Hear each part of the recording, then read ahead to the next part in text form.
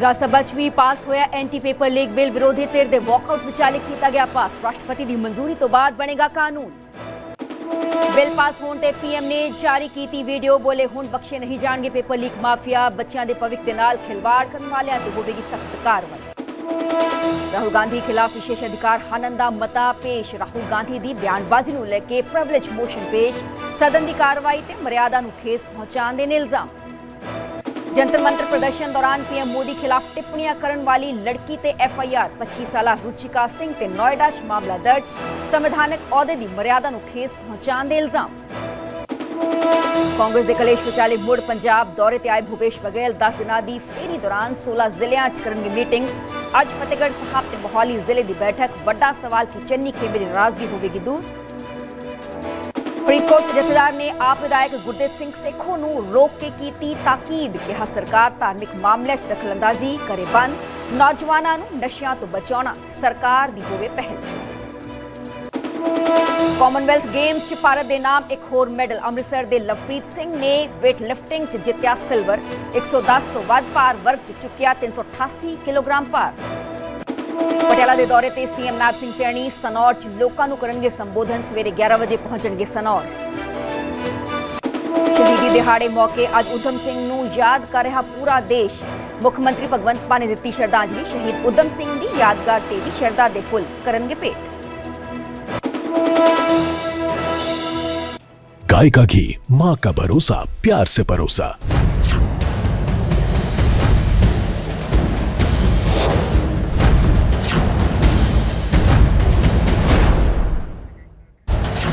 सत श्री अकाल जी, मैं हाँ सरबजोत कौर। न्यूज़ 18 पंजाब देख रहे सारे दर्शकों का स्वागत है। इस बुलेटिन 'ਚ ਅਸੀਂ हर वड्डी ते छोटी खबर ते नज़र पावांगे। सब तो पहला गल करांगे कैनेडा दी, क्योंकि वड्डे पद्धर ते जो पंजाब दे नौजवान ने वो कैनेडा 'ਚ वसे होए ने, पर उन्हां दे बाबत एक वड्डी ते अहम खबर दा जिक्र करांगे, क्योंकि कैनेडा 'ਚ 500 विद्यार्थियों ते डिपोटेशन का खतरा मंडरा रहा है। क्योंकि पोस्ट ग्रैजुएशन वर्क परमिट अर्जियां रद्द होने करके एक खतरा वध गया है। डिपोटेशन का खतरा विरोध 'ਚ 3 हफ्तियां तो प्रदर्शन ये चल रहा है। तो दस दिए कि जो विद्यार्थी ने वो प्रदर्शन कर रहे हैं। कैलगरी दियां सड़कों ते तेज मीह दे विचाले भी जो विद्यार्थी ने वो धरने ते बैठे हुए ने, डटे हुए ने। PGW दी अर्जियां रद्द होने ते विद्यार्थियों ने इल्जाम लगाया है कि कोर्स नूं नॉन क्रेडिटेबल दस के वर्क परमिट तो इनकार किया जा रहा है।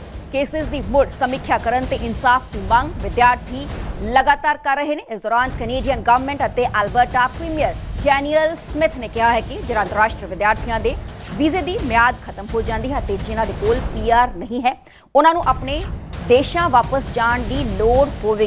तो वीज़ा खत्म होने ते वापस भेजे जाएंगे विद्यार्थी। वड्डे पद्धर ते जो पंजाब के नौजवान ने बाहर जाके पढ़ाई करते हैं। हालांकि उन्होंने मकसद यही होंदा है कि बाहर पढ़ाई करके उत्थे दी परमानेंट रेजिडेंसी लेना, पर हुण किते ना किते 500 तो वध विद्यार्थियों ते डिपोटेशन का खतरा जो है वो मंडरा रहा है।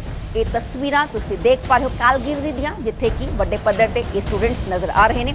सड़कों ते बैठे हुए ने, हाथ च बैनर्स फड़े हुए ने, पोस्टर्स फड़े हुए ने। मांग इन्हां दे वल्लों एक ही की जा रही है कि ये जो पूरा फैसला लिया गया है इसको वापस लिया जाए। हालांकि रीज़न की कुछ है ये भी असी जानने की कोशिश करांगे, पर इंसाफ लिए विद्यार्थी जो ने वो सड़कों ते ही डटे हुए ने, हाथों च बैनर फड़े हुए ने। कि तेज़ मीह उत्थे पैंदा है, इस विचाले भी विच अड़े हुए ने। उत्थे ही हंगर स्ट्राइक भी इन्हां दे वल्लों कीती जा रही है, यानी कि भुख हड़ताल भी इन्हां दे वल्लों कीती जा रही है। वड्डे पद्धर ते पंजाबी जो नौजवान ने इन्हां तस्वीरां साफ तौर पर देखे जा सकते हैं। कैनेडा 500 विद्यार्थियों डेपोटेशन का खतरा उन्होंने मंडरा रहा है। PGWP अर्जियां रद्द होने के करके डेपोटेशन का पूरा खतरा है, क्योंकि पोस्ट ग्रैजुएशन तो बाद जो वर्क परमिट दिता जाता है वो हुण जो विद्यार्थी ने उन्होंने नहीं दिता जा रहा है, जिस करके विद्यार्थियों का गुस्सा रोस जो है वो देखने को मिल रहा है। क्योंकि बैनर्स फड़े हुए ने, we want justice, hunger strike ते ये बैठे हुए ने। मांग एक ही की जा रही है कि साडे नाल जस्टिस जो है वो किया जाए। तो वी वॉन्ट जस्टिस ये कहते हुए नज़र आ रहे ने कैलगरी च रहिंदे नौजवान, जो कि उत्थे गए सी पढ़ाई करन दे लई। हालांकि पोस्ट ग्रैजुएशन का कोर्स उन्होंने वल्लों कंप्लीट कर लिया गया है, पर उस तो बाद वर्क परमिट उन्होंने नहीं मिल रहा।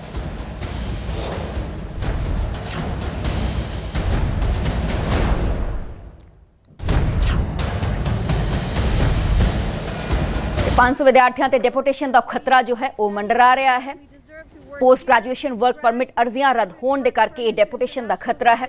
विरोध च पिछले 3 हफ्तियां तो ये जो विद्यार्थी ने वो प्रदर्शन कर रहे हैं। पंजाबी नौजवान इस तस्वीरां च वड्डे पद्धर ते देखे जा सकते हैं। PGWD अर्जियां रद्द होने ते विद्यार्थियों का इल्जाम है कोर्स नूं नॉन क्रेडिटेबल दस के वर्क परमिट तो इनकार कर दिता जा रहा है। केसिस की मुड़ समीक्षा करन ते इंसाफ की मंग जो है ये स्टूडेंट्स के वलों विद्यार्थियों के वलों की जा रही है। तो विरोध पिछले 3 हफ्तियां तो ये जो विद्यार्थी ने लगातार रोज़ प्रदर्शन इन्हां दे वलों कीता जा रहा है, क्योंकि हुण एक खतरा इन्हां ते मंडरा रहा है कि पोस्ट ग्रैजुएशन तो बाद वर्क परमिट इन्हां नूं नहीं मिलिया। जो वर्क परमिट नहीं मिलेगा तो उत्थे इलीगल हो जाएंगे। पर हुण मंग इन्हां दे वलों कीती जा रही है कि सानू वर्क परमिट जो है वो दिता जाएगा। असीं होर जानकारी लैण की कोशिश करांगे इस दे पीछे रीजन जो है वो की कुछ है, क्यों इन्हां विद्यार्थियों ते डेपुटेशन का जो खतरा है वो मंडरा रहा है। पर रोज़ इन्हां विद्यार्थियों के वलों कीता जा रहा है। काबिले गौर है कि वड्डे पद्धर ते जो नौजवान ने वो कैनेडा जाते हैं अपना भविख जो है उत्थे सैटल होने के लिए, पर इस सब के चलते ये कुछ नौजवानों के लिए मनभागी खबर जरूर है। तो साडे नाल जगदीप सिंह जुड़े हुए हैं, पत्रकार ने कैनेडा तो। जगदीप जी, स्वागत तुहाडा न्यूज़ 18 पंजाब ते। सब तो पहला तुहाडे तो जानकारी चाहांगे इन्हां विद्यार्थियों के डेपुटेशन का खतरा क्यों मंडरा रहा है, क्यों पोस्ट ग्रैजुएशन तो बाद इन्हां नूं वर्क परमिट ग्रांट नहीं किया गया? ਸਰਬਜੋਤ ਤੁਹਾਡਾ ਬਹੁਤ-ਬਹੁਤ ਧੰਨਵਾਦ ਮੈਨੂੰ ਆਪਣੇ ਸ਼ੋਅ ਦੇ ਵਿੱਚ ਮੌਕਾ ਦੇਣ ਦੇ ਲਈ। ਬੜਾ ਹੀ ਇੰਪੋਰਟੈਂਟ ਇਸ਼ੂ ਹੈ। ਲਗਭਗ 500 ਦੇ ਆਸ-ਪਾਸ ਇੰਟਰਨੈਸ਼ਨਲ ਸਟੂਡੈਂਟਸ ਨੇ ਜਿਹੜੇ ਇਸ ਡਿਸੀਜਨ ਨਾਲ ਇਫੈਕਟ ਹੋ ਸਕਦੇ ਨੇ। ਸੋ ਅਲਬਰਟਾ ਦੇ ਵਿੱਚ ਜਿਹੜਾ ਅਲਬਰਟਾ ਸੂਬਾ ਹੈ ਉਹਦੇ ਵਿੱਚ ਪੋਰਟੇਜ ਕਾਲਜ ਹੈ ਜਿੱਥੇ ਲੋਕ ਸਟੂਡੈਂਟ ਨੇ ਤੇ ਕਾਫੀ ਦਿਨਾਂ ਤੋਂ ਧਰਨੇ ਤੇ ਬੈਠੇ ਹੋਏ ਨੇ। ਇਹਦੇ ਵਿੱਚ ਸਭ ਤੋਂ ਵੱਡੀ ਸਮੱਸਿਆ ਇਹ ਆ ਰਹੀ ਹੈ ਕਿ ਇਹ ਜਿਹੜੇ ਬੱਚੇ ਆਏ ਸੀ ਇਹ ਕੈਨੇਡਾ ਦੇ ਵਿੱਚ ਜਿਹੜਾ ਡਿਪਲੋਮਾ ਮਿਲ ਕਿਹਾ ਜਾਂਦਾ ਅਕਸਰ ਹੀ ਨਾਮ ਸੀ, ਇੱਥੇ ਕਾਲਜ ਖੋਲ੍ਹ ਦਿੱਤੇ ਗਏ। 1-1 ਸਾਲ ਦੇ ਡਿਪਲੋਮੇ ਜਾਂ 5-5 6-6 ਮਹੀਨੇ ਦੇ ਡਿਪਲੋਮਾ ਸਟੂਡੈਂਟਸ ਨੂੰ ਦਿੱਤੇ ਗਏ ਜੀ। ਉਸ ਤੋਂ ਬਾਅਦ ਇਹ ਜਿਹੜਾ ਹੁਣ ਜੋ ਪਤਾ ਲੱਗ ਰਿਹਾ ਹੈ, ਜੋ ਹੁਣ ਤੱਕ ਮੇਰੇ ਕੋਲ ਜਾਣਕਾਰੀ ਆਈ ਹੈ ਕਿ ਜਿਹੜਾ IRCC ਹੈ ਜੋ ਕੈਨੇਡਾ ਦੇ ਸਾਰੇ ਇਮੀਗ੍ਰੇਸ਼ਨ ਦੇ ਪੂਰੇ ਜਿਹੜਾ ਸਿਸਟਮ ਨੂੰ ਓਵਰਸੀ ਕਰਦਾ ਜਾਂ ਰੈਗੂਲੇਟ ਕਰਦਾ IRCC, ਉਹਦੇ ਵੱਲੋਂ 24 ਜੂਨ ਨੂੰ ਆਪਣੀ ਜਿਹੜੀ ਵੈਬਸਾਈਟ ਦੇ ਉੱਤੇ ਇੱਕ ਅਪਡੇਟ ਕੀਤੀ ਗਈ ਜਾਣਕਾਰੀ ਕਿ ਕੁਝ ਜਿਹੜੇ ਕੋਰਸ ਨੇ ਉਹ ਨੌਨ ਕ੍ਰੈਡਿਟ ਕੋਰਸ ਹੋਣਗੇ। ਇਹਦਾ ਮਤਲਬ ਇਹ ਹੁੰਦਾ ਹੈ ਕਿ ਜਿਹੜੇ ਨੌਨ ਕ੍ਰੈਡਿਟ ਕੋਰਸ ਹੋਣਗੇ ਉਹਨਾਂ ਨੂੰ ਵਰਕ ਪਰਮਿਟ ਨਹੀਂ ਦਿੱਤਾ ਜਾਏਗਾ ਸਟੂਡੈਂਟਸ ਨੂੰ। ਨਹੀਂ, ਸਟੂਡੈਂਟਸ ਨੂੰ ਇਹ ਪਤਾ ਨਹੀਂ ਸੀ ਕਿ ਇਸ ਤਰੀਕੇ ਦਾ ਕੋਰਸ ਆਪਟ ਕਰ ਰਹੇ ਨੇ, ਇਸ ਤੋਂ ਬਾਅਦ ਵਰਕ ਪਰਮਿਟ ਮਿਲਣਾ ਉਹਨਾਂ ਨੂੰ ਔਖਾ ਹੋ ਜਾਏਗਾ। ਇਹ ਜਾਣਕਾਰੀ ਸੀ ਸਟੂਡੈਂਟਸ ਨੂੰ? ਉਹਦੇ ਇਹ ਦੱਸਿਆ ਕਿ ਜਦੋਂ ਅਸੀਂ ਐਡਮਿਸ਼ਨ ਲਿਆ ਸੀ ਉਦੋਂ ਤੱਕ ਇਹ ਸ਼ਰਤ ਨਹੀਂ ਸੀ, ਪਰ 24 ਜੂਨ 2000 ਜਿਹੜਾ ਇਸ ਸਾਲ ਦੇ ਵਿੱਚ ਇਹ ਕੀਤੀ ਸੀ, ਇਹਨਾਂ ਨੇ ਚੇਂਜ ਕਰਤੀ ਹੈ। ਇਹਨਾਂ ਬੱਚਿਆਂ ਨੇ ਕੁਝ ਬੱਚਿਆਂ ਨੇ 2024 ਦੇ ਵਿੱਚ ਐਡਮਿਸ਼ਨ ਲਈ ਸੀ, ਉਦੋਂ ਇਹ ਸ਼ਰਤ ਨਹੀਂ ਰੱਖੀ ਗਈ ਸੀ। ਤੇ ਬੱਚਿਆਂ ਦਾ ਇਹ ਕਹਿਣਾ ਹੈ। ਉਸ ਤੋਂ ਬਾਅਦ ਅੱਜ ਜਿਹੜੇ ਬੁੱਧਵਾਰ ਵਾਲੇ ਦਿਨ ਪ੍ਰਾਈਮ ਮਿਨਿਸਟਰ ਉੱਥੇ ਆਏ ਸਨ ਮਾਰਕ ਕਾਰਨੀ, ਤੇ ਉੱਥੋਂ ਉਸ ਸਮੇਂ ਉਹਨਾਂ ਦੇ ਨਾਲ ਅਲਬਰਟਾ ਦੇ ਪ੍ਰੀਮੀਅਰ ਡੈਨੀਅਲ ਸਮਿਥ ਵੀ ਸਨ। ਉਦੋਂ ਪ੍ਰਾਈਮ ਮਿਨਿਸਟਰ ਨੂੰ ਸਵਾਲ ਪੁੱਛਿਆ ਗਿਆ ਇਹਨਾਂ ਸਟੂਡੈਂਟਸ ਬਾਰੇ। ਉਹਨਾਂ ਨੇ ਕਿਹਾ ਕਿ ਮੈਨੂੰ ਇਹਦੇ ਬਾਰੇ ਪਤਾ ਨਹੀਂ ਹੈ, ਪਰ ਜੇ ਉਹਨਾਂ ਨੇ ਸਾਫ਼-ਸਾਫ਼ ਇਹ ਗੱਲ ਕਹੀ ਹੈ ਜਿਹੜੀ ਬਹੁਤ ਜ਼ਰੂਰੀ ਗੱਲ ਹੈ। ਉਹਨਾਂ ਨੇ 2 ਹਰਫੀ ਗੱਲ ਇਹ ਕਹਿ ਦਿੱਤੀ ਹੈ ਕਿ ਜੇਕਰ ਬੱਚਿਆਂ ਦੇ ਕੋਲ ਆਥੋਰਾਈਜੇਸ਼ਨ ਨਹੀਂ ਹੈਗੀ, ਇੱਥੇ ਨਹੀਂ ਰਹਿ ਸਕਦੇ, ਜਾਂ ਉਹਦੇ ਕੋਲ ਵਰਕ ਪਰਮਿਟ ਨਹੀਂ ਹੈਗੇ, ਜਾਂ ਉਹ ਅਸਾਈਲਮ ਉਹਨਾਂ ਨੇ ਨਹੀਂ ਲਗਾਈ, ਤਾਂ ਉਹਨਾਂ ਨੂੰ ਵਾਪਸ ਜਾਣਾ ਪੈਣਾ, ਉਹਨੂੰ ਪ੍ਰੋਸੈਸ ਫੋਲੋ ਕਰਨੀ ਪੈਣੀ ਹੈ। ਸੇਮ ਹੀ ਗੱਲ ਜੋ ਅਲਬਰਟਾ ਦੇ ਪ੍ਰੀਮੀਅਰ ਨੇ ਡੈਨੀਅਲ ਸਮਿਥ, ਜਿਹੜੇ ਕਿ ਬਹੁਤ ਕ੍ਰਿਟੀਕਲ ਨੇ ਇਮੀਗ੍ਰੇਸ਼ਨ ਦੇ ਮਸਲਿਆਂ ਨੂੰ ਲੈ ਕੇ, ਉਹਨਾਂ ਨੇ ਵੀ ਸਾਫ਼ ਕਰਤਾ ਕਿ ਜੇ ਬੱਚਿਆਂ ਦੇ ਕੋਲ ਨਹੀਂ ਹੈਗੇ ਪਰਮਿਟ ਤਾਂ ਉਹਨੂੰ ਵਾਪਸ ਜਾਣਾ ਪਏਗਾ। ਸੋ ਮੁੱਖ ਦੀ ਗੱਲ ਇਹ ਹੈ ਕਿ ਸਰਕਾਰ ਵੱਲੋਂ ਆਪਣੇ ਹੱਥ ਖੜੇ ਕਰ ਦਿੱਤੇ ਗਏ ਨੇ ਕਿ ਅਸੀਂ ਬਹੁਤਾ ਕੁਝ ਨਹੀਂ ਕਰ ਸਕਦੇ। ਪਰ ਇਹਦੇ ਨਾਲ ਹੀ ਸਭ ਤੋਂ ਵੱਡਾ ਜਿਹੜਾ ਸਵਾਲ ਹੈ ਕੈਨੇਡਾ ਦੇ ਇਮੀਗ੍ਰੇਸ਼ਨ ਸਿਸਟਮ ਦੇ ਉੱਤੇ, ਐਜੂਕੇਸ਼ਨ ਸਿਸਟਮ ਦੇ ਉੱਤੇ ਵੀ ਖੜਾ ਕੀਤਾ ਇਸ ਕਾਲਜ ਨੇ। ਇੱਥੇ ਕੈਨੇਡਾ ਦੇ ਵਿੱਚ ਜਿਹੜੇ ਬੱਚੇ ਨੇ ਹੁਣ ਹਰ ਰੋਜ਼ ਠੰਡ ਦੇ ਵਿੱਚ ਵੀ ਬੈਠੇ ਹੁੰਦੇ ਨੇ। ਕੈਲਗਰੀ ਤੋਂ ਕੁਝ ਬੱਚੇ ਜਾ ਕੇ ਉਹਨੂੰ ਜੁਆਇਨ ਕਰ ਰਹੇ ਨੇ ਪ੍ਰੋਟੈਸਟ ਦੇ ਵਿੱਚ, ਪਰ ਕਿਸ ਤਰ੍ਹਾਂ ਇਹਨਾਂ ਨੂੰ ਮਿਸਗਾਈਡ ਕਰਕੇ ਇੱਥੇ ਭੇਜਿਆ ਜਾਂਦਾ ਹੈ। ਉਸ ਤੋਂ ਬਾਅਦ ਇੱਥੋਂ ਦੇ ਕਾਲਜ ਆ ਕੇ ਕਿਸ ਤਰ੍ਹਾਂ ਇੱਥੋਂ ਇਮੀਗ੍ਰੇਸ਼ਨ ਰੂਲ ਰਾਤੋਂ ਰਾਤ ਚੇਂਜ ਹੋ ਕੇ ਹਜ਼ਾਰਾਂ ਬੱਚਿਆਂ ਦੇ ਫਿਊਚਰ ਦੇ ਨਾਲ ਖੇਡਦੇ ਨੇ। ਦੁਕਾਨਾਂ ਦੀ ਤਰ੍ਹਾਂ ਕਾਲਜ ਖੋਲ੍ਹੇ ਗਏ ਪਹਿਲਾਂ। ਇਹ ਵੀ ਜਿਹੜੇ ਵਿਰੋਧੀ ਪਾਰਟੀਆਂ ਮੰਗ ਕਰ ਰਹੇ ਨੇ ਕਿ ਕਾਲਜ ਦੀ ਵੀ ਜਿਹੜੀ ਜਾਂਚ ਹੋਣੀ ਚਾਹੀਦੀ ਹੈ। ਪਰ ਕਾਲਜ ਵੱਲੋਂ ਜੋ ਮੀਡੀਆ ਨੂੰ ਜਾਣਕਾਰੀ ਦਿੱਤੀ ਗਈ ਹੈ, ਇਹ ਦੱਸਿਆ ਗਿਆ ਕਿ ਅਸੀਂ ਜਿਹੜੇ 11 ਸਾਡੇ ਕੋਰਸ ਸੀਗੇ ਉਹ ਨੌਨ ਕ੍ਰੈਡਿਟ ਦੀ ਕੈਟਾਗਰੀ ਦੇ ਵਿੱਚ ਪਾ ਦਿੱਤੇ ਗਏ ਸਨ, ਜਿਸ ਕਰਕੇ ਬੱਚਿਆਂ ਨੂੰ ਸਮੱਸਿਆ ਆ ਰਹੀ ਹੈ। ਜੀ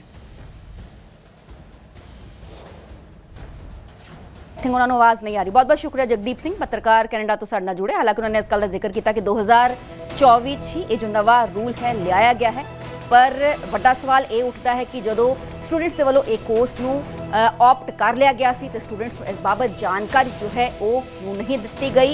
पर हुण अगला विकल्प की कुछ रहेगा, क्योंकि कैनेडा 500 तो बाद विद्यार्थी ने जिन्होंने पोस्ट ग्रैजुएशन वर्क परमिट उन्होंने नहीं मिलिया है, क्योंकि कोर्स नूं नॉन क्रेडिटेबल दस के जो है परमिट तो इनकार कर दिता। ਤੇ ਹੁਣ ਗੱਲ ਕਰਾਂਗੇ ਐਂਟੀ ਪੇਪਰ ਲੀਕ ਬਿੱਲ ਦੀ, ਕਿਉਂਕਿ ਐਂਟੀ ਪੇਪਰ ਲੀਕ ਬਿੱਲ ਰਾਜ ਸਭਾ 'ਚ ਵੀ ਪਾਸ ਹੋ ਗਿਆ ਹੈ। ਵਿਰੋਧੀ ਧਿਰ ਦੇ ਹੰਗਾਮੇ ਤੇ ਵਾਕਆਊਟ ਵਿਚਾਲੇ ਇਸ ਬਿੱਲ ਨੂੰ ਪਾਸ ਕਰ ਦਿੱਤਾ ਗਿਆ। ਲੋਕ ਸਭਾ 'ਚ ਇੱਕ ਦਿਨ ਪਹਿਲਾਂ ਹੀ ਇਸ ਨੂੰ ਪਾਸ ਕੀਤਾ ਗਿਆ ਸੀ। ਦੱਸ ਦੇ ਕਿ ਦੋਹਾਂ ਸਦਨਾਂ 'ਚ ਇਹ ਜੋ ਐਂਟੀ ਪੇਪਰ ਲੀਕ ਬਿੱਲ ਹੈ ਉਸ ਨੂੰ ਪਾਸ ਕਰ ਦਿੱਤਾ ਗਿਆ। ਰਾਸ਼ਟਰਪਤੀ ਦੀ ਮਨਜ਼ੂਰੀ ਤੋਂ ਬਾਅਦ ਹੁਣ ਇਹ ਕਾਨੂੰਨ ਦਾ ਰੂਪ ਲਏਗਾ। ਕੇਂਦਰ ਰਾਜ ਮੰਤਰੀ ਜਤਿੰਦਰ ਸਿੰਘ ਨੇ ਰਾਜ ਸਭਾ 'ਚ ਇਸ ਬਿੱਲ ਨੂੰ ਪੇਸ਼ ਕੀਤਾ ਸੀ। ਜਨਤਕ ਪ੍ਰੀਖਿਆਵਾਂ ਸੋਧ ਬਿੱਲ 2026 ਪੇਪਰ ਲੀਕ ਦੇ ਦੋਸ਼ੀਆਂ ਦੇ ਲਈ ਸਖਤ ਸਜ਼ਾ ਦਾ ਪ੍ਰਾਵਧਾਨ ਕੀਤਾ ਗਿਆ ਹੈ। ਬਿੱਲ ਵਿੱਚ ਜਨਤਕ ਪ੍ਰੀਖਿਆਵਾਂ ਦੌਰਾਨ ਪੇਪਰ ਲੀਕ ਕਰਨ ਵਾਲਿਆਂ ਦੇ ਲਈ ਵੱਧ ਤੋਂ ਵੱਧ 10 ਸਾਲ ਦੀ ਕੈਦ ਅਤੇ 50 ਲੱਖ ਦੇ ਜੁਰਮਾਨੇ ਦੀ ਵਿਵਸਥਾ ਵੀ ਹੈ। ਸੰਗਠਿਤ ਅਪਰਾਧਾਂ ਦੇ ਲਈ ਬਿੱਲ ਵਿੱਚੋਂ ਘੱਟੋ ਘੱਟ 7 ਸਾਲ ਦੀ ਕੈਦ ਅਤੇ 10 ਕਰੋੜ ਤੱਕ ਦੇ ਜੁਰਮਾਨੇ ਦੀ ਤਜਵੀਜ਼ ਹੈ, ਵਿਵਸਥਾ ਹੈ। ਇਹ ਬਿੱਲ ਕੇਂਦਰ ਸਰਕਾਰ ਨੂੰ ਪੇਪਰ ਲੀਕ ਅਤੇ ਪ੍ਰੀਖਿਆ ਦੇ ਨਾਲ ਸੰਬੰਧਿਤ ਅਪਰਾਧਾਂ ਦੀ ਜਾਂਚ ਲਈ ਇੱਕ ਵਿਸ਼ੇਸ਼ ਟਾਸਕ ਫੋਰਸ ਗਠਿਤ ਕਰਨ ਦਾ ਅਧਿਕਾਰ ਵੀ ਦਿੰਦਾ ਹੈ ਅਤੇ ਇੱਕ ਨਵੀਂ ਧਾਰਾ 12A ਦਾ ਪ੍ਰਸਤਾਵ ਰੱਖਦਾ ਹੈ ਜੋ 2 ਮਹੀਨਿਆਂ ਦੇ ਅੰਦਰ ਜਾਂਚ ਪੂਰੀ ਕਰਨ ਐਕਟ ਦੇ ਤਹਿਤ ਅਪਰਾਧਾਂ ਦੀ ਰੋਜ਼ਾਨਾ ਸੁਣਵਾਈ ਲਈ ਸੈਸ਼ਨ ਅਦਾਲਤਾਂ ਨੂੰ ਵਿਸ਼ੇਸ਼ ਫਾਸਟ ਟਰੈਕ ਅਦਾਲਤਾਂ ਵਜੋਂ ਨਿਯੁਕਤ ਕਰਨ, ਚਾਰਜਸ਼ੀਟ ਦਾਇਰ ਕਰਨ ਦੀ ਮਿਤੀ ਤੋਂ 3 ਮਹੀਨਿਆਂ ਦੇ ਅੰਦਰ ਮੁਕੱਦਮੇ ਪੂਰੇ ਕਰਨ ਅਤੇ ਹਰੇਕ ਵਿਸ਼ੇਸ਼ ਟਾਸਕ ਟਰੈਕ ਅਦਾਲਤ ਲਈ ਵਿਸ਼ੇਸ਼ ਸਰਕਾਰੀ ਵਕੀਲਾਂ ਦੀ ਨਿਯੁਕਤੀ ਦੀ व्यवस्था।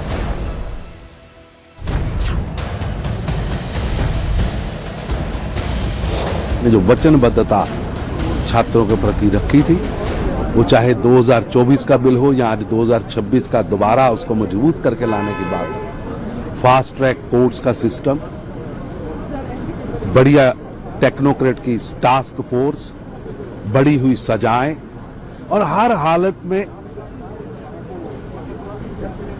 हर सूरत में छात्रों का भविष्य सामने रखा गया है।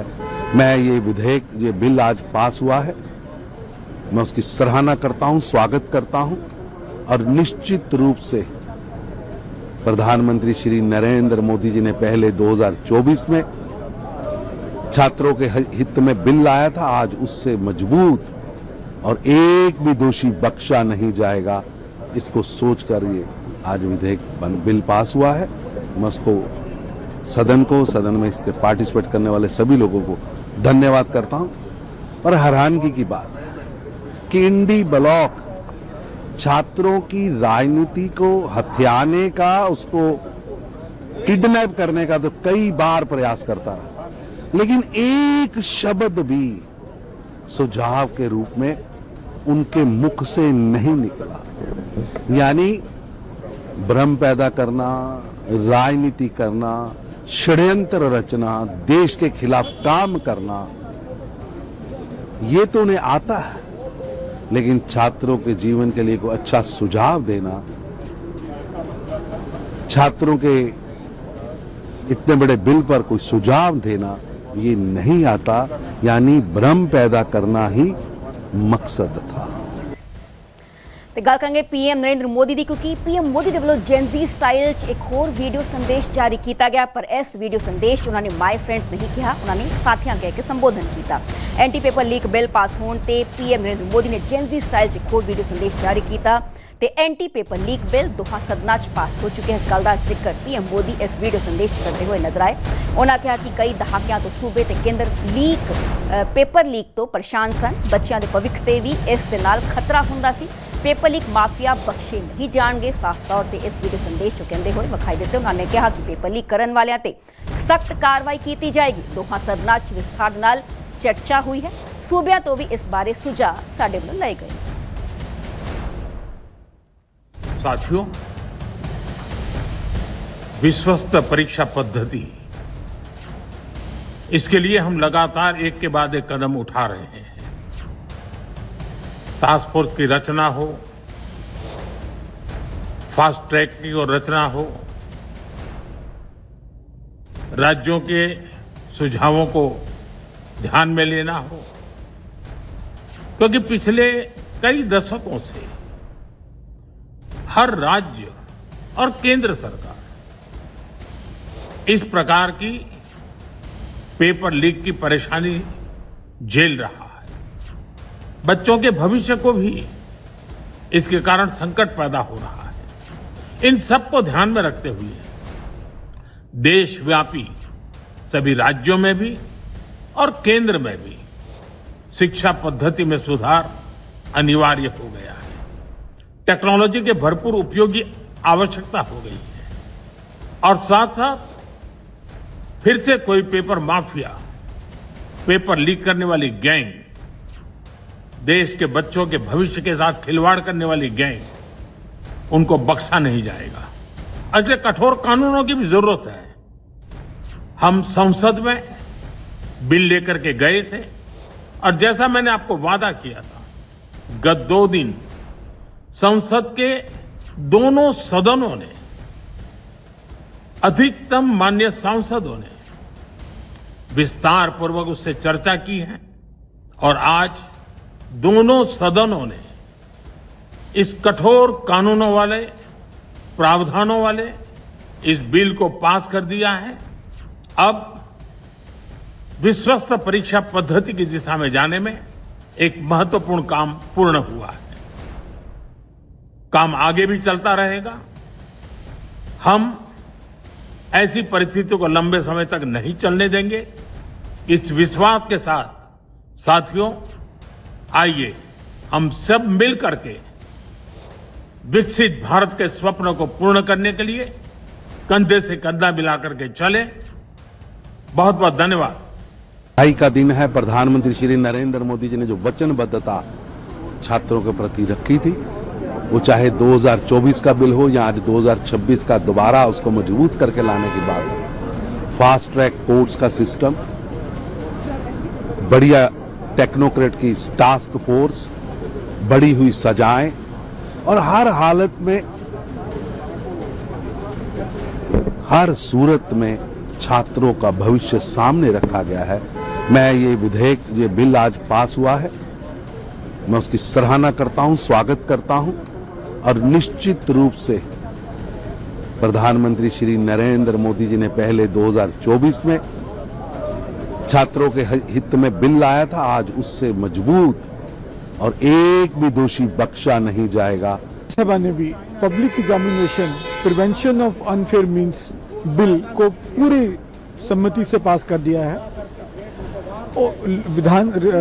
लोकसभा उसको कल ही पहले कर चुकी है, तो मतलब दोनों सदनों की इसको अनुमति मिल गई है। अब राष्ट्रपति जी के पास ये उनके कंसेंट के लिए जाएगा। इस बिल में जो प्रावधान किए गए हैं वो इस तरीके के हैं कि जो लोग, जो माफिया, जो गैंग, जो ऑर्गेनाइज सेक्टर इस तरीके का क्राइम करता है, चीटिंग करता है, पेपर्स को लीक करता है, उनको कड़ी से कड़ी सजा मिलेगी। जो पहले 5 साल थी वो 10 साल होगी। जो जुर्माना 1 करोड़ था 10 करोड़ हो गया।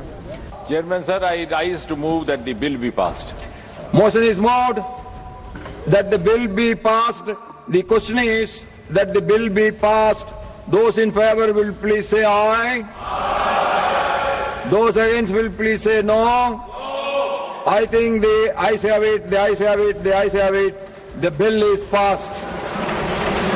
ने कल पास किया। राज्यसभा ने भी ये जो एग्ज़ाम का जो एक सारे जो सजेशन उसमें रेमिफिकेशन आ रहे हैं, तो देखिए इसमें जहाँ तक गिल्टी को पनिश करने की बात है, चाहे कोई भी सर्विस प्रोवाइडर है जो उसमें माफिया में, लीकेज में इन्वॉल्व है, या फेक एडमिशन कार्ड, फेक जो है आइडेंटिटी कार्ड, किसी टाइप का भी जो फेक एडमिशन लेटर्स जो भी उसमें करता है, इवन वहाँ पे जो मार्कशीट रिव्यू का भी प्रावधान किया गया है कि किसी टाइप का भी जो स्टूडेंट्स को बिल्कुल ट्रांसपेरेंसी से, मेरिट से उसका समाधान होना चाहिए।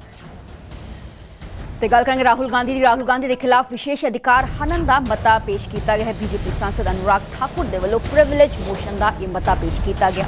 ਸੰਸਦ 'ਚ ਤਿੱਖੀ ਬਹਿਸ ਤੋਂ ਬਾਅਦ ਇਸ ਮਤੇ ਨੂੰ ਪੇਸ਼ ਕੀਤਾ ਗਿਆ। ਦੱਸ ਕੇ ਰਾਹੁਲ ਗਾਂਧੀ ਬਿਆਨਬਾਜ਼ੀ ਨੂੰ ਲੈ ਕੇ ਇਹ ਜੋ ਕਦਮ ਹੈ ਉਹ ਚੁੱਕਿਆ ਗਿਆ ਹੈ। ਸਦਨ ਦੀ ਕਾਰਵਾਈ ਤੇ ਮਰਿਆਦਾ ਨੂੰ ਠੇਸ ਪਹੁੰਚਾਉਣ ਦੇ ਇਲਜ਼ਾਮ ਰਾਹੁਲ ਗਾਂਧੀ ਤੇ ਲੱਗੇ ਨੇ, ਕਿਉਂਕਿ ਇੱਕ ਦਿਨ ਪਹਿਲਾਂ ਲੋਕ ਸਭਾ 'ਚ ਰਾਹੁਲ ਗਾਂਧੀ ਦੇ ਵੱਲੋਂ ਸੰਬੋਧਨ ਕੀਤਾ ਜਾ ਰਿਹਾ ਸੀ। ਇਸ ਦੌਰਾਨ ਹੀ ਰਾਹੁਲ ਗਾਂਧੀ ਦੇ ਵੱਲੋਂ ਐਲੀਗੇਸ਼ਨਸ ਲਗਾਏ ਗਏ ਕਿ ਮੈਨੂੰ लोक सभा च बोलन नहीं दिता गया। पर दूसरे पासे जो विरोधी ने वो इस गल का जिक्र कर रहे हैं कि जो पार्लीमेंट की मर्यादा है उसनों कितना किते ठेस राहुल गांधी के वालों पहुँचाई गई है, ते जिस करके ये जो पूरा मता है ये पेश किया।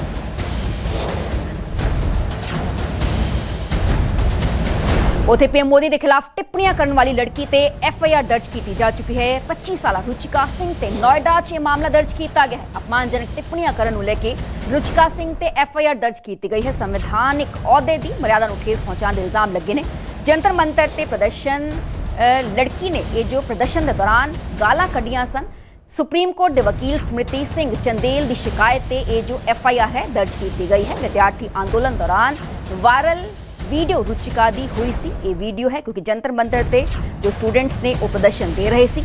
मांग उन्हां दी एक ही सी कि धर्मेंद्र प्रधान अस्तीफा देन ते उस तो बाद जो जंतर मंतर ते इकट्ठ किया गया सी, स्टूडेंट्स के वलों कईयां दे वलों एतराजयोग शब्दावली का इस्तेमाल किया गया सी। उन्हां चों एक है रुचिका, नोएडा की रहने वाली है, जिससे हुण मामला दर्ज किया गया है।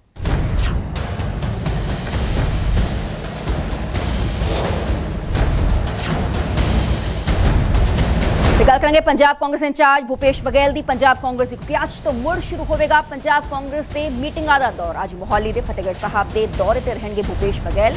कल चंडीगढ़ पहुंचने ते राजा वड़िंग ने उन्होंने स्वागत भी किया। 10 दिनों तक पंजाब च भूपेश बघेल रहेंगे।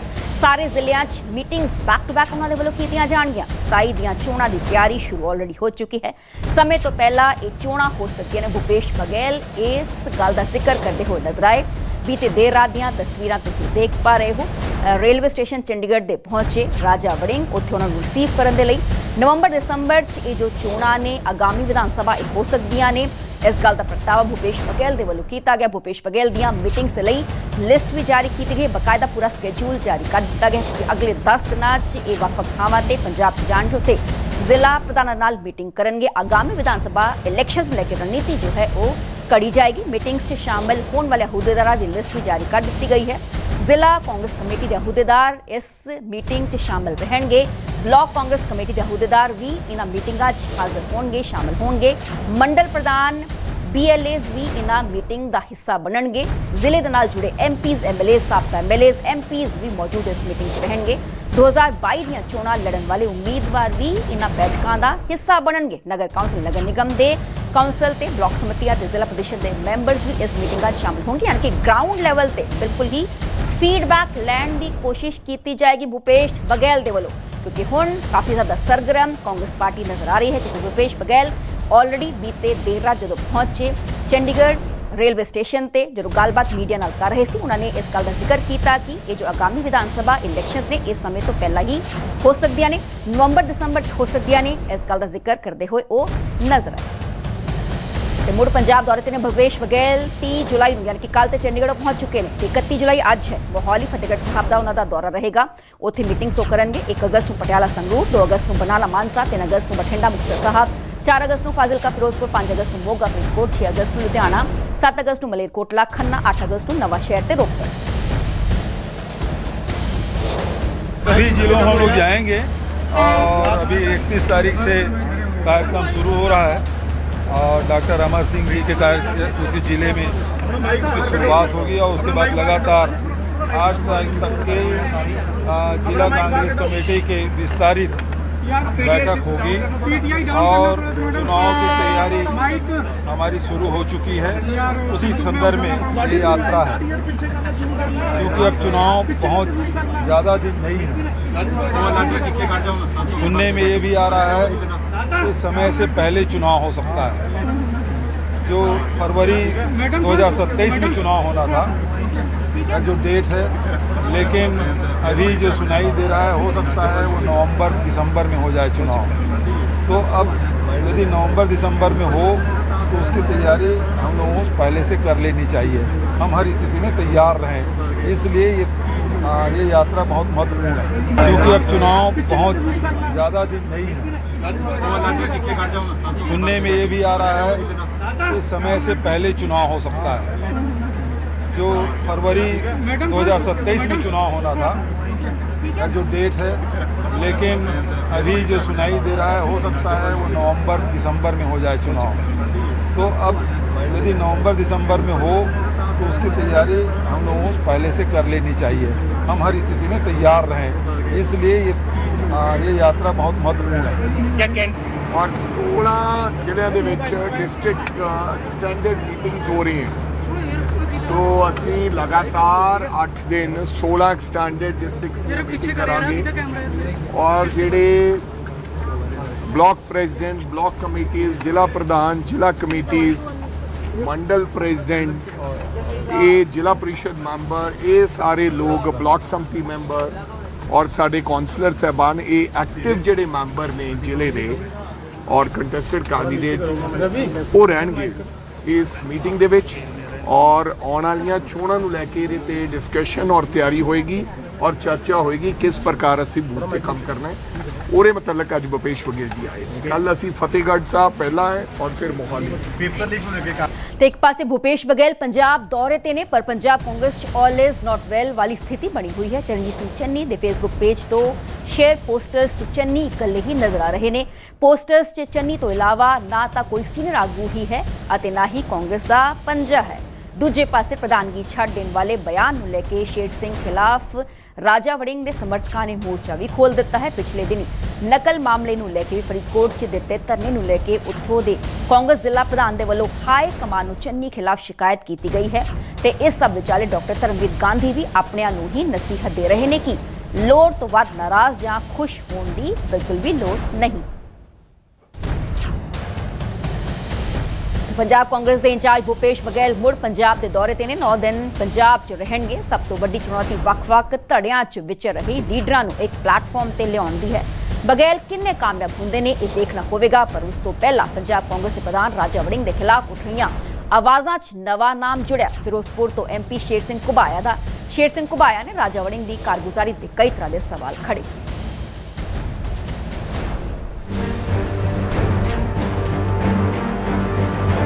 ਕਾਂਗਰਸ ਦੇ ਵਿੱਚ ਬਗਾਵਤ ਦੀ ਅੱਗ ਠੰਡੀ ਹੋਣ ਦੀ ਬਜਾਏ ਇਸ ਵਿੱਚ ਰੋਜ਼ ਨਵੀਂ ਚਿੰਗਾੜੀ ਫੁੱਟਦੀ ਹੈ। ਪੰਜਾਬ ਪ੍ਰਧਾਨ ਰਾਜਾ ਵੜਿੰਗ ਦੇ ਖਿਲਾਫ ਨਵੀਂ ਆਵਾਜ਼ ਉੱਠੀ ਹੈ ਫਿਰੋਜ਼ਪੁਰ ਤੋਂ ਲੋਕ ਸਭਾ ਮੈਂਬਰ ਸ਼ੇਰ ਸਿੰਘ ਘੁਬਾਇਆ ਦੀ। ਘੁਬਾਇਆ ਨੇ ਤਰਕ ਦਿੱਤਾ ਕਿ ਜਦੋਂ ਪਾਰਟੀ ਦੇ ਵੱਡੇ ਲੀਡਰ ਰਾਜਾ ਵੜਿੰਗ ਨੂੰ ਪ੍ਰਧਾਨ ਮੰਨਣ ਤੋਂ ਇਨਕਾਰੀ ਨੇ ਅਤੇ ਵੜਿੰਗ ਸਭ ਨੂੰ ਨਾਲ ਲੈ ਕੇ ਚੱਲਣ ਦੇ ਵਿੱਚ ਕਾਮਯਾਬ ਨਹੀਂ ਹੋ ਰਹੇ। ਦੇਖੋ ਅਸੀਂ ਜਿਹੜੇ ਸਾਰੇ ਇੱਕ ਹੈ ਪਾਰਟੀ ਦੇ ਨਾਲ ਹੈ, ਪਰ ਚੰਨੀ ਜਾਂ ਰੰਧਾਵਾ ਸਾਹਿਬ ਜੋ ਇਹ ਗੱਲ ਕਹਿੰਦੇ ਹੈ ਕਿ ਰਾਜਾ ਵੜਿੰਗ ਨੂੰ ਜਨਤਾ ਜਿਹੜੀ ਹੈ ਉਹ ਪ੍ਰਧਾਨ ਨਹੀਂ ਮੰਨਦੀ ਤੇ ਰਾਜਾ ਉਹਨੂੰ ਆਪ ਦਾ ਐਨਾਲਿਸਿਸ ਕਰ ਲੈਣਾ ਚਾਹੀਦਾ, ਆਪਣੇ ਆਪ 'ਚ ਕਰ ਲੈਣਾ ਚਾਹੀਦਾ ਵੀ ਕੀ ਮੇਰੀ ਪੋਜੀਸ਼ਨ ਕੀ ਹੈ। ਸ਼ੇਰ ਸਿੰਘ ਘੁਬਾਇਆ ਨੇ ਰਾਜਾ ਵੜਿੰਗ ਦੀ ਪ੍ਰਧਾਨਗੀ ਤੇ ਸਵਾਲ ਖੜੇ ਕੀਤੇ ਤਾਂ ਵੜਿੰਗ ਦੇ ਖੇਮੇ ਨੇ ਘੁਬਾਇਆ ਦੇ ਖਿਲਾਫ ਮੋਰਚਾ ਖੋਲ੍ਹ ਦਿੱਤਾ। ਪਰ ਮੈਂ ਘੁਬਾਇਆ ਸਾਹਿਬ ਨੂੰ ਇਹ ਪੁੱਛਣਾ ਚਾਹਨਾ ਕਿ ਉਹ ਪੰਜਾਬ ਦੀ ਆਵਾਜ਼ ਕਿਸ ਦਿਨ ਤੋਂ ਬਣ ਗਏ ਜੀ। ਉਹ ਕਿਸ ਬਿਨਾਂ ਦੇ ਉੱਤੇ ਕਹਿ ਰਹੇ ਨੇ ਕਿ ਪੰਜਾਬ ਦੇ ਲੋਕ ਰਾਜਾ ਵੜਿੰਗ ਨੂੰ ਨਹੀਂ ਚਾਹੁੰਦੇ। ਮੈਨੂੰ ਤਾਂ ਹੈਰਾਨੀ ਹੁੰਦੀ ਹੈ ਘੁਬਾਇਆ ਸਾਹਿਬ ਤੇ ਜੀ। ਉਹ ਕਹਿੰਦੇ ਆ ਕਿ ਰਾਜਾ ਵੜਿੰਗ ਸਾਹਿਬ ਨੂੰ ਰਿਜ਼ਾਈਨ ਕਰ ਦੇਣਾ ਚਾਹੀਦਾ ਹੈ। ਜੇ ਇਹੀ ਗੱਲ ਮੈਂ ਆਖਾਂ ਕਿ ਘੁਬਾਇਆ ਸਾਹਿਬ ਨੂੰ ਵੀ ਕੋਈ ਨਹੀਂ ਚਾਹੁੰਦਾ ਪੰਜਾਬ ਦਾ, ਇਹ MP ਤੋਂ ਰਿਜ਼ਾਈਨ ਕਰ ਦੇਣ ਇਹ MP ਤੋਂ ਰਿਜ਼ਾਈਨ ਕਿਉਂ ਨਹੀਂ ਕਰਦੇ। ਇਸ ਜ਼ੁਬਾਨੀ ਜੰਗ ਦੇ ਵਿਚਾਲੇ ਪਟਿਆਲਾ ਤੋਂ ਲੋਕ ਸਭਾ ਮੈਂਬਰ ਡਾਕਟਰ ਧਰਮਵੀਰ ਗਾਂਧੀ ਨੇ ਨਸੀਹਤ ਦਿੰਦਿਆਂ ਕਿਹਾ ਕਿ ਕਿਸੇ ਨੂੰ ਨਾ ਤਾਂ ਲੋੜ ਤੋਂ ਵੱਧ ਨਿਰਾਸ਼ ਹੋਣ ਦੀ ਲੋੜ ਹੈ ਤੇ ਨਾ ਹੀ ਲੋੜ ਤੋਂ ਵੱਧ ਖੁਸ਼ ਹੋਣ ਦੀ। ਹਾਲੇ ਅੰਤਿਮ ਫੈਸਲਾ ਆਉਣਾ ਬਾਕੀ ਹੈ, ਇਸ ਲਈ ਕਿਸੇ ਵੀ ਨਤੀਜੇ ਤੇ ਪਹੁੰਚਣ ਦੀ ਬਜਾਏ ਸਭ ਨੂੰ ਅੰਤਿਮ ਫੈਸਲੇ ਦਾ ਇੰਤਜ਼ਾਰ ਕਰਨਾ ਚਾਹੀਦਾ ਹੈ।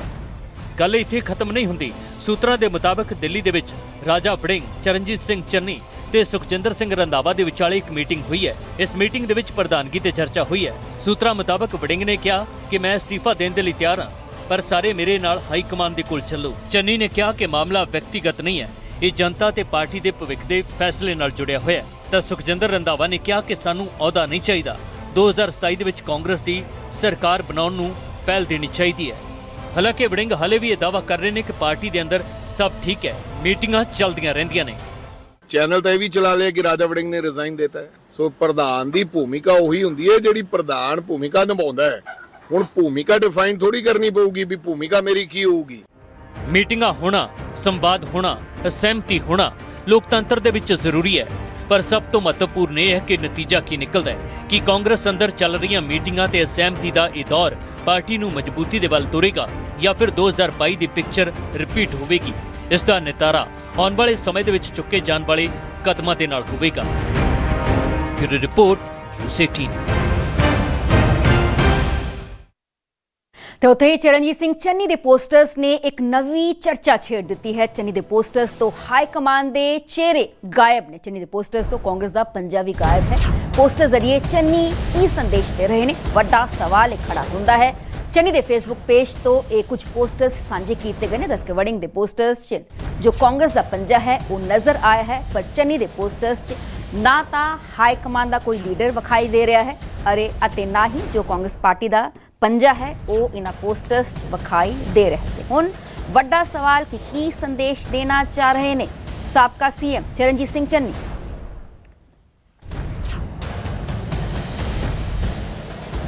ਕਾਂਗਰਸ ਤਾਂ ਆਪਣੀ ਧੜੇਬੰਦੀ ਦੀ ਵਿੱਚ ਹੀ ਫਸੀ ਹੋਈ ਹੈ। ਕਾਂਗਰਸ ਨੇ ਕਿਹੜਾ ਮੁੱਦਾ ਚੱਕਣਾ, ਕੀ ਗੱਲ ਕਰਨੀ, ਉਹ ਤਾਂ ਕੋਈ ਪੰਜਾਬ ਦੇ ਮਸਲੇ ਦੀ ਤਾਂ ਗੱਲ ਹੀ ਨਹੀਂ ਹੋ ਰਹੀ, ਪੰਜਾਬ ਦੇ ਇਸ਼ੂ ਦੀ ਤਾਂ ਕੋਈ ਗੱਲ ਹੀ ਨਹੀਂ ਹੋ ਰਹੀ। ਗੱਲ ਕੀ ਹੋ ਰਹੀ ਹੈ ਕਿ ਪ੍ਰਧਾਨ ਚੰਨੀ ਸਾਹਿਬ ਬਣਨਗੇ, ਪ੍ਰਧਾਨ ਰਾਜਾ ਵੜਿੰਗ ਬਣੇਗਾ, ਪ੍ਰਧਾਨ ਪ੍ਰਤਾਪ ਬਾਜਵਾ ਬਣਨਗੇ, ਸੁਖਜਿੰਦਰ ਰੰਧਾਵਾ ਬਣੇਗਾ, ਕੌਣ ਬਣੇਗਾ, ਵਿਜੇ ਇੰਦਰ ਸਿੰਗਲਾ ਬਣੇਗਾ। ਪ੍ਰਧਾਨਗੀਆਂ ਦੀਆਂ ਕੁਰਸੀਆਂ ਦੀਆਂ ਗੱਲਾਂ ਹੋ ਰਹੀਆਂ ਔਰ ਕਾਂਗਰਸ ਜਿਹੜੀ ਹੈ ਉਹ ਪੂਰੀ ਤਰ੍ਹਾਂ ਇਸ ਜਿਹੜੀ ਆਪਾਂ ਕਹਿੰਦੇ ਨਾ ਚੋਣਾਂ ਤੋਂ ਪਹਿਲਾਂ ਵਾਰਮ ਅਪ ਹੋਣ ਦੀ ਜਿਹੜੀ ਇਹ ਗੱਲਬਾਤ ਹੈ, ਜਿਹੜੀ ਇਹ ਲੜਾਈ ਹੈ, ਇਸ ਦੇ ਵਿੱਚ ਉਹ ਇੱਕ ਤਰ੍ਹਾਂ ਦੇ ਪਛੜਦੀ ਨਜ਼ਰ ਆ ਰਹੀ ਹੈ ਔਰ ਕਾਂਗਰਸ ਦੇ ਲਈ ਆਪਣੇ ਪੈਰਾਂ ਤੇ ਆਪ ਕੁਹਾੜੀ ਮਾਰਨ ਵਾਲਾ ਇਹ ਹਾਲਾਤ ਹੈ। ਜਿੱਥੇ ਇੱਕ ਪਾਸੇ ਰਾਜਾ ਵੜਿੰਗ ਔਰ ਚਰਨਜੀਤ ਸਿੰਘ ਚੰਨੀ ਦੇ ਵਿਚਕਾਰ ਦੂਰੀਆਂ ਵਿਖਾਈ ਦੇ ਰਹੀਆਂ ਨੇ, ਉੱਥੇ ਹੀ ਇਹ ਦੂਰੀਆਂ ਚਰਨਜੀਤ ਸਿੰਘ ਚੰਨੀ ਹੋਰਾਂ ਦੀਆਂ ਹਾਈ ਕਮਾਂਡ ਦੇ ਨਾਲ ਵੀ ਦਿਖਾਈ ਦੇ ਰਹੀਆਂ ਨੇ। ਤੁਹਾਨੂੰ ਦੱਸ ਦਈਏ ਕਿ ਫਰੀਦਕੋਟ ਦੇ ਵਿੱਚ ਇੱਕ ਧਰਨੇ ਦੇ ਵਿੱਚ ਜਿੱਥੇ ਚਰਨਜੀਤ ਚੰਨੀ ਆਪਣੇ ਸਾਥੀ ਆਗੂਆਂ ਤੇ ਵਰਕਰ ਦੇ ਨਾਲ ਸ਼ਾਮਲ ਹੋਏ ਸੀ, ਉਸੇ ਹੀ ਦਿਨ ਸੈਸ਼ਨ ਦੇ ਵਿੱਚ ਰਾਹੁਲ ਗਾਂਧੀ ਦਾ ਸੰਬੋਧਨ ਸੀ ਜਿੱਥੇ ਕਿ ਚੰਨੀ ਨਜ਼ਰ ਨਹੀਂ ਆਏ। ਇਸ ਤੋਂ ਇਲਾਵਾ ਚੰਨੀ ਹੋਰਾਂ ਦੇ ਵੱਲੋਂ ਜਿੰਨੇ ਵੀ ਪੋਸਟਰ ਜਾਂ ਬੈਨਰ ਸ਼ੇਅਰ ਕੀਤੇ ਜਾ ਰਹੇ ਨੇ ਉਹਦੇ ਵਿੱਚ ਨਾ ਤਾਂ ਪਾਰਟੀ ਸਿੰਬਲ ਹੈ ਔਰ ਨਾ ਹੀ ਜਿਹੜੇ ਪੋਸਟਰਸ ਨੇ ਉਹਦੇ ਵਿੱਚ ਹਾਈ ਕਮਾਂਡ ਦੇ ਕਿਸੇ ਆਗੂ ਦੀ ਫੋਟੋ ਹੈ।